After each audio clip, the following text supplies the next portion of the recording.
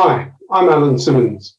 I'm an experienced consultant and architect with over 20 years of experience leading and implementing successful projects across many industries, focusing on enterprise architecture, governance, data protection, and IT strategy.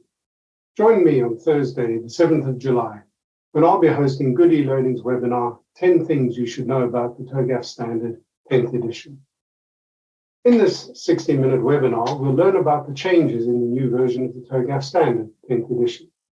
We'll have a look at the increase and improved modularity across the standard, including fundamental content, the extended guidance provided by the series guides, the TOGAF library, which provides proven, stable best practice, the recognition of privacy, and how to address different audiences.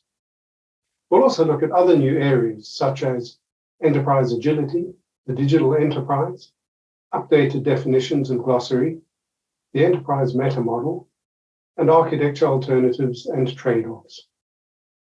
You'll also have the opportunity to ask questions in a Q&A session at the end of the webinar. Don't miss this chance to gain an in-depth insight into the new TOGAF 10. Click on the link and register free today.